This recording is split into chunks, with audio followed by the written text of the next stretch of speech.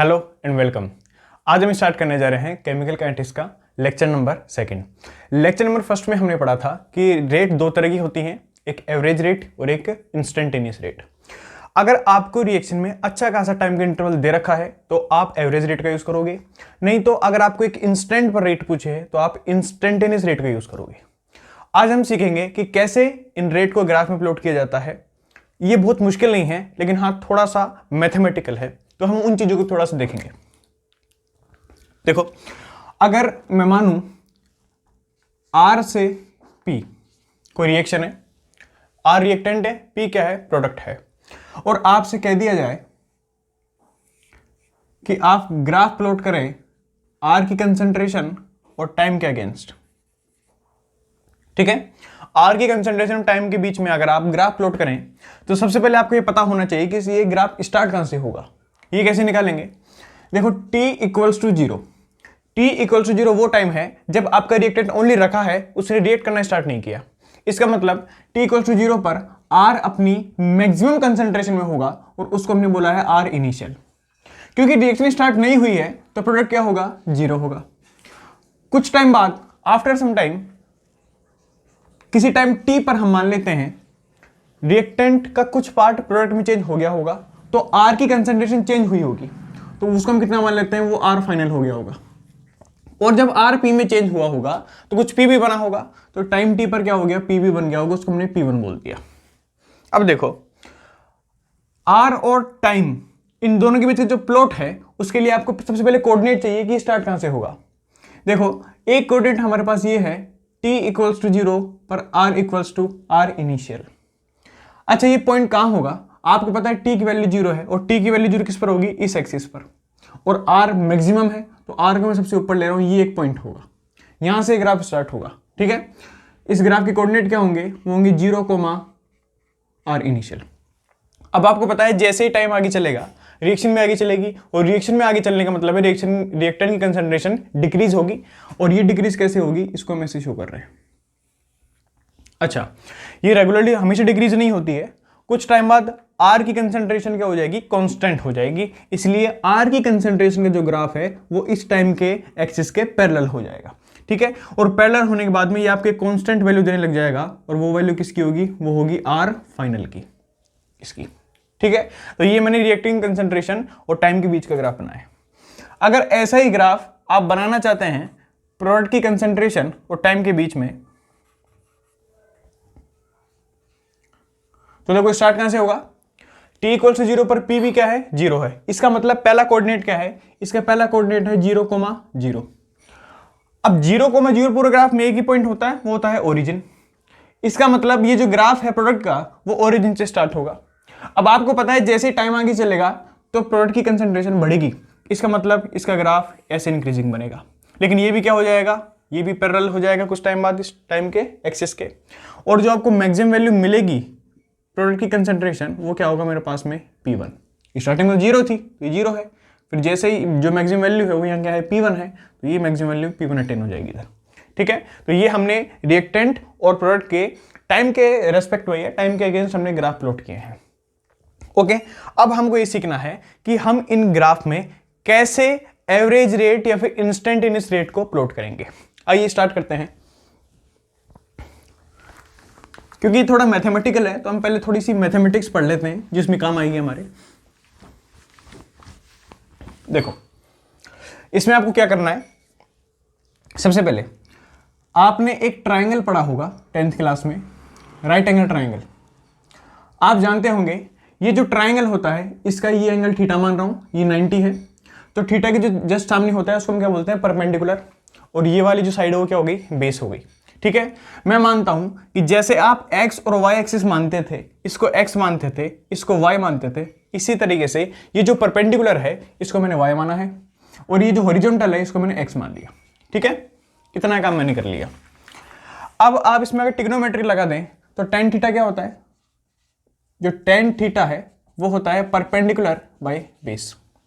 तो इसी तरीके से जो tan थीटा इसमें आएगा वो आएगा परपेंडिकुलर की जगह क्या आएगा, y, और बेस की जगह कौन आएगा, x।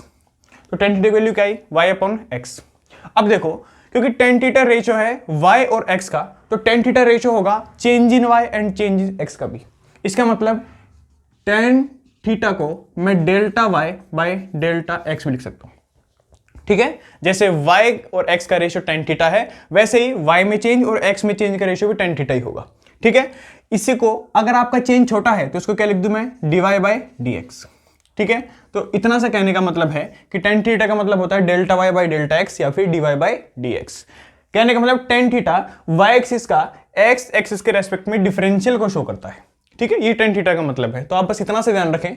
अगर आप मैथ वाले हैं तो बहुत ऑब्वियस सी बात लगेगी आपको, लेकिन आप बाय वाले हैं तो इस चीज को याद रख लें कि टेन थीटा क्या होता है, dy by dx, sorry dy by dx। Okay, देखो ये हमारे पास एक मैथमेटिकल चीज हो गई। अब थोड़ा सा स्ट्रेट लाइन के बारे में पढ़ते हैं, क्योंकि वो भी हमारे काम की चीज है।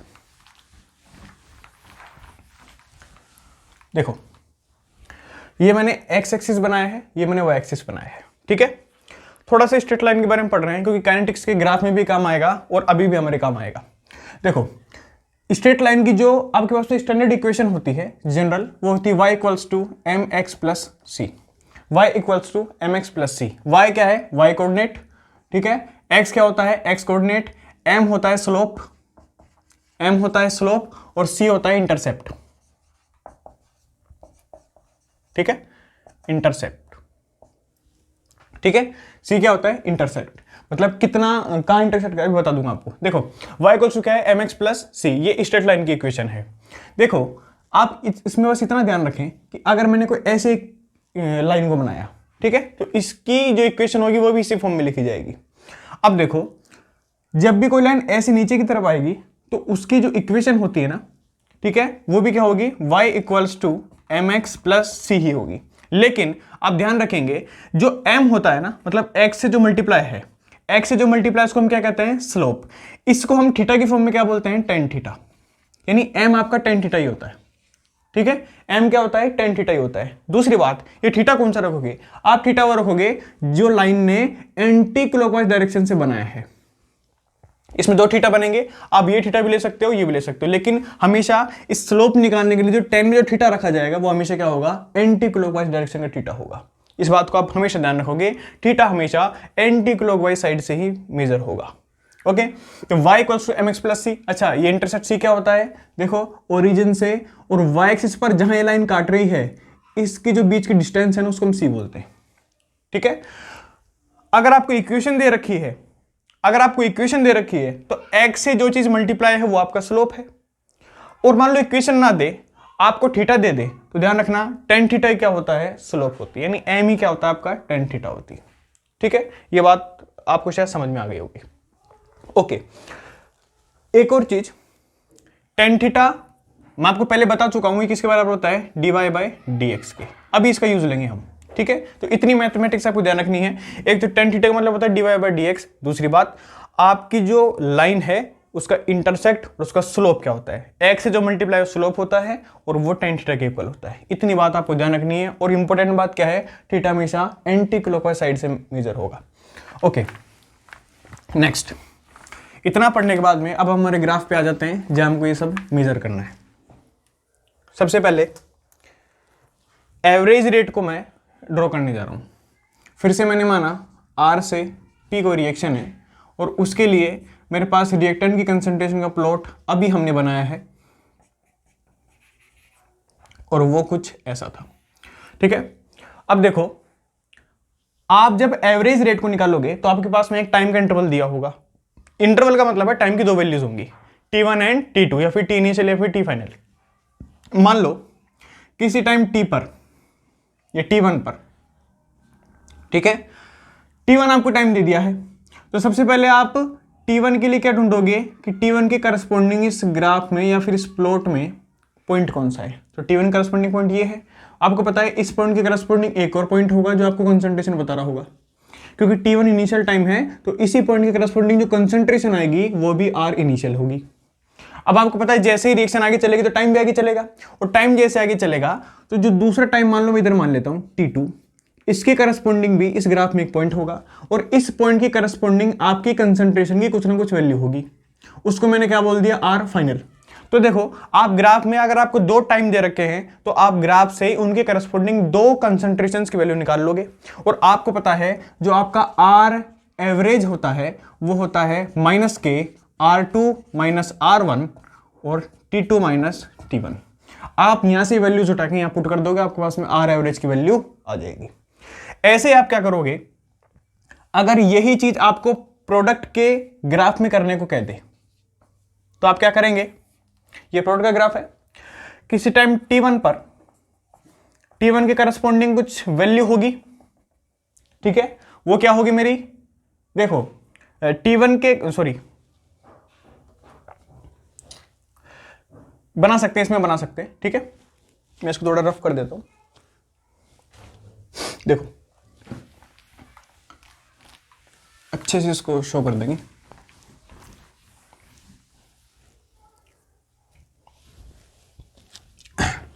देखो ऐसा ग्राफ, ठीक है, ये ग्राफ किसका है, प्रोडक्ट का। मान लो यहां पर क्या है, T1 है, तो T1 के करस्पॉन्डिंग कुछ पॉइंट होगा इधर, और इसके करस्पॉन्डिंग कुछ P1 मेरे पास क्या होगी, कंसंट्रेशन होगी, ठीक है। फिर टाइम जाएगा, ठीक है, मतलब रिएक्शन आगे चलेगी तो टाइम भी आगे चलेगा, तो हम T2 पर क्या मान लेते हैं, T2 पर एक और पॉइंट आएगा, इसके करस्पॉन्डिंग कुछ प्रोडक्ट की कंसंट्रेशन होगी, उसको हमने P2 बोल दिया। फिर से आप जानते हो आपका आर एवरेज प्रोडक्ट की टर्म्स में क्या होता था, प्लस के P2 माइनस P1, और यहाँ क्या आता था T2 माइनस T1। आपके पास T1 T2 दोनों है, P1 P2 दोनों है, वैल्यू रखेंगे और आपके पास में आंसर आ जाएगा। तो आर एवरेज निकालना बहुत आसान है। आप ग्राफ को देखो, आपको साफ साफ पॉइंट दिख जाएंगे कि कौन सा पॉइंट इसके करस्पॉन्डिंग है, आप उसकी वैल्यूज को फॉर्मूला रखेंगे और आपके पास में आंसर आ जाएगा। देखो थोड़ा सा मैथमेटिक्स कहाँ लगती है, वो लगती है इंस्टेंटेनियस में। अगर मैं इंस्टेंटेनियस रेट को बताना चाहूं इन्हीं ग्राफ में, इन्हीं प्लॉट्स में, तो कैसे होगा, देखो सबसे पहले फिर से R से हमने P बनाया, और R से P बनाने के बाद में हमने कहा कि इसका ग्राफ इस तरीके से बनता था, इस तरीके से इसका ग्राफ आएगा, ठीक है। ये R है, R की कंसंट्रेशन, और ये क्या हमारा टाइम। देखो अब आपको पता है इंस्टेंटेनियस रेट हमेशा एक इंस्टेंट पर या फिर एक टाइम पर पूछता है आपसे, तो आपको एक टाइम की वैल्यू गिवन होगी, ठीक है। मान लो किसी इस टाइम पर, ठीक है, इस T1 टाइम पर आपसे पूछ रहा है कि इंस्टेंटेनियस रेट बताओ, तो आप क्या करोगे, इसी के करस्पॉन्डिंग उस पॉइंट को ढूंढोगे जो इस T1 पॉइंट से बिलोंग करता है, ठीक है। तो T1 पॉइंट का ये आपके पास में क्या आ गया, पॉइंट आ गया करो का। अब आप क्या करोगे, इस पॉइंट पर एक इससे टच करती हुई एक टेंजेंट बनाओगे, इस पॉइंट से पास होती हुई या फिर इसको टच करती हुई आप एक टेंजेंट बनाओगे, ठीक है। क्या बनाओगे, टेंजेंट। और ये जो टेंजेंट है ना, इस टेंजेंट का जो स्लोप है, इस टेंजेंट का जो स्लोप है वो क्या शो करेगा, वो शो करेगा रेट। कौन सी रेट, इंस्टेंटेनियस। लिख देता हूं आर इंस्टेंट, ये क्या लिख रहा हूं मैं, आर इंस्टेंट। अच्छा ये कैसे है, देखो आपको पता है स्लोप मैंने क्या बताया था, स्लोप होता है tan थीटा, और tan थीटा क्या बताता था, tan थीटा बताता था कि जो y एक्सिस पर लिखा हुआ है और जो x एक्सिस पर लिखा हुआ है उसका डिफरेंशियल, यानी dy बाय dx, ठीक है। अब देखो tan थीटा की वैल्यू यहां क्या रखोगे आप, यहां y एक्सिस पर क्या है r और x पर क्या है t, इसका मतलब इधर आपका जो tan थीटा है वो किसके इक्वल आएगा, इधर आएगा वो dr बाय dt के। दूसरी बात, हमेशा आप थीटा कहां से मेजर करोगे, हमेशा थीटा मेजर करोगे आप एंटी क्लॉकवाइज डायरेक्शन से, ये वाला थीटा आप मेजर करोगे। और अगर ये वाला थीटा आप मेजर करोगे तो आपको पता है ये थीटा 90 से ऊपर है, ठीक है, सेकंड क्वाड्रेंट में जा रहा है, और सेकंड क्वाड्रेंट में tan की वैल्यू क्या होती है, नेगेटिव, इसलिए ये वैल्यू क्या आएगी, नेगेटिव आएगी, ठीक है। यहाँ tan थीटा क्या आएगा, यहाँ tan थीटा आएगा माइनस के dr बाय dt। और याद करो हमने पिछली क्लास में पढ़ा है आर इंस्टेंटेनियस का भी फॉर्मूला यही था, माइनस के dr बाय dt। तो देखो जो उसका स्लोप है वो tan थीटा है, और tan थीटा क्या रिप्रेजेंट कर रहा है, माइनस के dr बाय dt, और माइनस के dr बाय dt क्या होता है, हमारी आर इंस्टेंटेनियस। तो मैं आपको ये बताना चाहता हूं कि अगर आपसे इंस्टेंटेनियस रेट पूछ ली जाए तो आप उस पॉइंट पर एक टेंजेंट ड्रॉ करोगे और उसका स्लोप आपको क्या बता देगा, आर इंस्टेंटेनियस बता देगा। ओके, एक बार प्रोडक्ट के में। अच्छा एक और चीज आप समझो, जो लाइन ऐसे आ रही है नीचे की ओर गिर रही है उसका स्लोप क्या आ रहा है, नेगेटिव। इसका मतलब जो लाइन ऊपर की ओर जाएगी उसका स्लोप क्या आएगा, पॉजिटिव। वो भी हम देख लेते हैं। जैसा कि प्रोडक्ट के ग्राफ में होगा, अगर इसी रिएक्शन के लिए मैं प्रोडक्ट का ग्राफ बनाऊं, इसी रिएक्शन के लिए अगर प्रोडक्ट का ग्राफ बनाऊं तो वो क्या बनेगा, वो बनेगा कुछ ऐसा, पढ़ा था हमने। मान लो इस पॉइंट पर, इस टी पर आपसे इंस्टेंटेनियस रेट पूछ रहा है, तो उसके करस्पॉन्डिंग पॉइंट ढूंढ लो, करो में कहाँ है, और इससे क्या करो, एक टेंजेंट, इसको मैं आगे बढ़ा सकता हूँ, एक्सिस को आगे बढ़ा सकते हैं, इससे क्या करूंगा, पास होती है इसको टच करती है, टेंजेंट में ड्रॉ कर दूंगा। ठीक है, ये टेंजेंट ड्रॉ हो गई। अच्छा इस टेंजेंट का स्लोप ही क्या देगा मेरे को, मतलब टेन थीटा है ना, इसका स्लोप क्या देगा, टेन थीटा, और टेन थीटा क्या होता है, मेरा रेट होता है। आपको पता है यहाँ लिखा होगा प्रोडक्ट की कंसंट्रेशन, और ये वाला क्या है, आपका टाइम है। देखो ध्यान से। अच्छा इस बार इसकी जो स्लोप है, ठीक है, वो क्या होगी, स्लोप किसके बराबर होती है, वो टेन थीटा होती है, स्लोप टेन थीटा होती है। अच्छा थीटा देखो इस बार, ये थीटा है, और आपको पता है ये थीटा क्या है, हमेशा ये मैंने एंटी क्लॉकवाइज डायरेक्शन से मेजर किया है, ये थीटा क्या है, 90 से छोटा, इसका मतलब इस बार क्या आएगी, वैल्यू पॉजिटिव। अच्छा टेन थीटा क्या शो करता था, जो वाई एक्सिस पर है और जो एक्स एक्सिस पर है उसका डिफरेंशियल, यानी dp बाय dt। क्या शो कर रहा है ये tan theta, dp by dt, और ये क्या होगा, पॉजिटिव, क्योंकि स्लोप पॉजिटिव आ रहा है। ठीक है, इसलिए इस कर्व से मैं आपको ये समझा रहा हूं कि अगर आप से कोई पूछ ले कि इंस्टेंटेनियस रेट बतानी है किसी पॉइंट पर, तो आप उस पॉइंट पर एक टेंजेंट ड्रॉ करोगे, उस टेंजेंट का स्लोप क्या बता देगा आपको, इंस्टेंटेनियस रेट बता देगा। अब देखो ये जो क्वेश्चन है ना उसमें आपको थीटा गिवन है तो आप रेट नहीं बता रहे हो। अगर मान लो थीटा गिवन नहीं है, इसमें थीटा गिवन हो तो आप रेट बता रहे हो। अगर थीटा गिवन नहीं हो, इस लाइन की क्वेश्चन दे दे, तब आप कैसे बताओगे कि इसका इसमें रेट कितनी है, या फिर इसका स्लोप कैसे निकालोगे आप। देखो क्वेश्चन दे देते हैं, ठीक है। मान लो किसी आरसीपी रिएक्शन के लिए एक कर्व दिया था, ये आर की कंसंट्रेशन है, ये टी है, ठीक है, ये कर्व दिया था ऐसा, ठीक है, और इससे पास होती है टेंजेंट भी आपको, इससे पास होती हुई एक टेंजेंट भी आपको दे दी थी, मान लो इस पॉइंट पर निकाल रहे हो, ठीक है, इससे पास होती है, एक ही पॉइंट को टच करेगा, लेकिन मैंने थोड़ा ऐसे थोड़ा गलत बनाया पर समझ जाओगे आप। ठीक है, इससे पास होती हुई एक टेंजेंट है, और इस टेंजेंट की इक्वेशन दे दी आपको y इक्वल्स टू, ठीक है, y, या फिर ऐसे भी ना दे, मान लो इसको वो ऐसे लिख के दे दे 2x plus 2x minus y minus 3 equals to 0, क्या दे कि इक्वेशन है, ठीक है, इस लाइन की इक्वेशन है, तो आप बताओ इसमें इंस्टेंटेनियस रेट क्या होगी इस टाइम पर, ठीक है, किसी t1 टाइम पर। तो आपको इस इक्वेशन, इस लाइन की इक्वेशन दे रखी है, तो अब इस इक्वेशन स्लोप निकालना पड़ेगा। थीटा आपको गिवन नहीं है, ये वाला जो थीटा है वो आपको गिवन नहीं है, तो आप क्या करोगे, इसको y equals to mx plus C की फॉर्म में लिखोगे। कैसे लिखोगे, देखो y को एक तरफ रख लो, बाकी सबको उधर भेज दो, तो देखो ये क्या बनेगा, माइनस के वाई इक्वल्स टू माइनस के 2x प्लस 3, इसको इधर रखा, बाकी सबको उधर भेज दिया, और फिर साइन चेंज कर दिया, ठीक है। अच्छा मैंने थोड़ी मिस्टेक कर दी, ठीक है, इसका स्लोप पॉजिटिव बनाने के लिए मैं इसको थोड़ा सही ले लेता हूँ, इसको प्लस ले लेता हूँ, ठीक है, बाकी सबको मैंने उधर भेज दिया, तो ये भी पॉजिटिव रहेगा, ठीक है, ये पॉजिटिव रहेगा, तो 2x प्लस वाई माइनस 3 ये था, तो ये इधर गया। अब आपको पता है इसको कंपेयर कर लो y equals to M x plus c से, यानी x से जो मल्टीप्लाई है ना वो मेरा स्लोप है, x से कौन मल्टीप्लाई है, माइनस के 2, ये क्या है माइनस के 2, मतलब ये मेरा क्या है, r इंस्टेंटेनियस, ठीक है, इतना सा काम आपको करना है, ठीक है। तो ये एक तरह का क्वेश्चन बन सकता है जिसमें आपको जो आपकी टेंजेंट है, टेंजेंट की इक्वेशन दे दे और उससे इंस्टेंटेनियस रेट पूछ ले, तो आप बस y equals to M x plus c से कंपेयर कर लें, लेकिन हाँ पहले इसको इस फॉर्म में बना लेना सही से, ठीक है, ओके।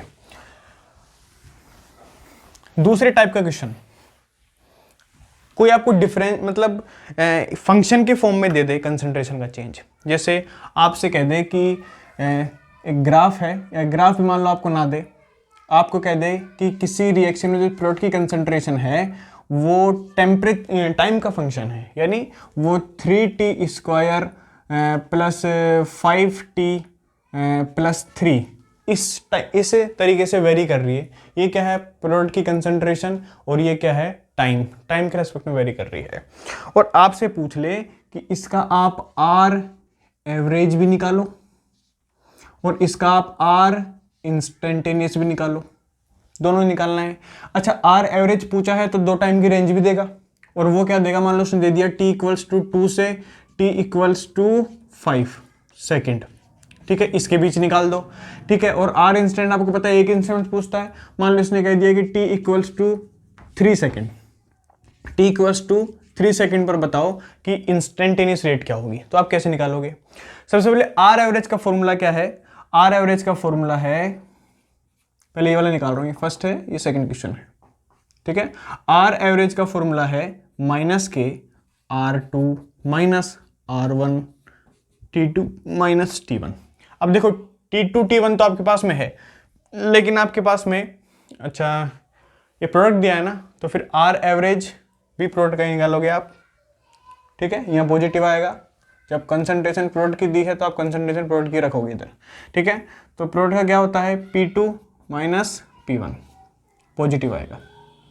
आर एवरेज आपके पास P2 होना चाहिए और P1 होना चाहिए, T1 T2 है आपके पास में, T1 T2 है, P2 P1 होना चाहिए। तो कैसे निकालोगे, देखो अगर आप T1 को इसमें रख दोगे तो P1 आ जाएगा, और अगर आप T2 को इसमें रख दोगे तो P2 आ जाएगा। रख देते हैं, देखो तो आर एवरेज क्या आएगा, आर एवरेज आएगा P2, यानी T2 ये है, ये एक तरीके से T1 है, ये क्या है, T2 है। 5 सेकेंड तो 5 रख दो इसमें, तो देखो ये बन जाएगा 25 इंटू 3 75, और इसमें आप 5 रखोगे तो ये 25 बन जाएगा, ठीक है। तो 75 और 25 कितना हो गया, 100 यानी 103 माइनस P1 कैसे, जब आप इसको T1 बराबर 2 रख दोगे, तो 2 रखोगे तो ये हो जाएगा 4 इंटू 3 12, ठीक है, ये 12 बन गया। अच्छा, इसमें 2 रखोगे तो 10 बनेगा, तो 12 और 10 22 और जो 3 है वो क्या है, 25, ठीक है। ओके, T2 माइनस T1 यानी 5 माइनस 2, तो ये कितना आएगा, 3। आप इसको सोल्व कर लेंगे, आपके पास में आंसर आ जाएगा, ठीक है। इसको बस सोल्व करना है और आपके पास में आर एवरेज का आंसर आएगा। दूसरी बात, अगर आपसे पूछ ले कि इसका आर इंस्टेंटेनियस निकाल दो, तो आर इंस्टेंटेनियस के लिए फॉर्मूला क्या था, वो फॉर्मूला आएगा, आर इंस्टेंटेनियस के लिए फॉर्मूला क्या आएगा, प्लस के dp बाय dt। अब देखो आपको पता है एक डिफरेंशियल फॉर्म है, यानी डिफरेंशिएशन कर दो, p t की टर्म्स में दे रखा है और p का t के ही रेस्पेक्ट में डिफरेंशियल करना है, तो इसका पहले डिफरेंशिएशन करो आप। कैसे, तो इसका डिफरेंशिएशन होगा 6t प्लस 5। आई होप आपको आता होगा डिफरेंशिएशन, है ना। t की x की पावर n वाला फॉर्मूला लगाया इधर, ठीक है, तो लिख देता हूं इधर, D by D x, x की पावर n हो तो क्या हो, n बाहर आ जाता है, ठीक है, n बाहर आ जाता है, n x की पावर n माइनस 1 बनता है, ये शायद आपको पता होगा, ठीक है। इसी फॉर्मूले से मैंने इसको निकाल लिया, कांस्टेंट का 0 होता है तो आगे कोई टर्म नहीं आ रही, ओके। तो इसमें डिफरेंशिएशन करने के बाद में ये रेट आ गई, तो इसमें क्या रख देंगे, t की वैल्यू 3 सेकंड में पूछ रहा है, इसका मतलब 6 इंटू 3 प्लस 5, तो ये कितना है, 18 और 5 कितना होता है, 23, ठीक है। यूनिट क्या हो जाएंगी, ऊपर देखो कंसंट्रेशन थी, तो कंसंट्रेशन क्या होती है, मोल लीटर इनवर्स, और नीचे क्या था, टाइम, उसकी क्या होती है, सेकंड इनवर्स, ठीक है। तो इस तरीके से आप आंसर निकाल सकते हो। इस तरीके से आप आर इंस्टेंटेनियस और आर एवरेज किसी गिवन फंक्शन या फिर किसी गिवन रिलेशन के लिए आप निकाल सकते हो, ओके। तो ये इस वीडियो में मैंने आपको समझाया है कि इंस्टेंटेनियस और एवरेज रेट को कैसे ग्राफ में देखते हैं। आगे हम बात करेंगे कि स्टोइशियोमेट्री के कैसे इफेक्ट पड़ता है, रेट लो कैसे लिखते हैं, और कैसे हम रेट ऑफ रिएक्शन को निकालेंगे किसी बैलेंस इक्वेशन से, ठीक है। ये सब हम आगे पढ़ेंगे, okay. Thank you so much. अगर आपको वीडियो अच्छी लगी हो तो प्लीज़ लाइक, शेयर और सब्सक्राइब जरूर करें, ओके।